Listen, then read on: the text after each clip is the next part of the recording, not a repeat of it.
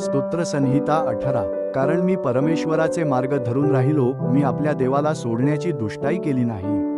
त्याचे सर्व निर्णय माझ्या दृष्टीपुढे असत, मी त्याच्या विधींचा त्याग केला नाही. मी त्याच्या दृष्टीने सात्विकतेने वागत असे आणि मी अनितीपासून स्वतःला अलिप्त राखले. म्हणून परमेश्वराने माझ्या नीतिमत्वाप्रमाणे, त्याच्या नजरेस आलेल्या माझ्या हातांच्या निर्मलतेप्रमाणे मला प्रतिफळ दिले.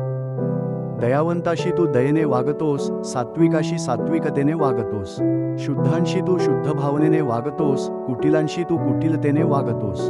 दीनजनांना तू तारतोस, उन्मत्त दृष्टीच्या लोकांना नीच करतोस. तू माझा दीप उजळतोस, परमेश्वर माझा देव माझ्या अंधकाराचा प्रकाश करतो. तुझ्या सहाय्याने मी फौजेवर चाल करून धावत जातो, माझ्या देवाच्या सहाय्याने मी तट उडून जातो.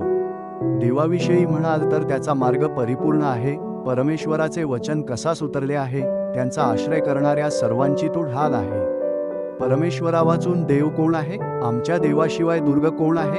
तोच देव मला सामर्थ्याचा कमरबंद बांधतो, तो माझा मार्ग निर्वेध करतो.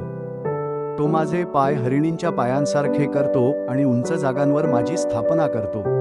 तो माझ्या हातांना युद्धकला शिकवतो, म्हणून माझे दंड पितळी धनुष्य वाकवतात. तू मला आपली तारणरूपी ढाल दिली आहेस, आपल्या उजव्या हाताने मला उचलून धरले आहेस. तुझ्या लीनतेमुळे मला थोरवी प्राप्त झाली आहे.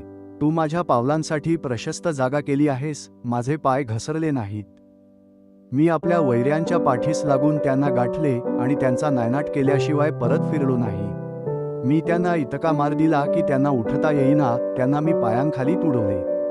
लढाईसाठी तू मला सामर्थ्याचा कमरबंद बांधला. माझ्यावर उठलेल्यांना तू माझ्या खाली चित केलेस. तू माझ्या वैऱ्यांना पाठ दाखवायला लावले, मी आपल्या द्वेष्ट्यांचा अगदी संहार केला.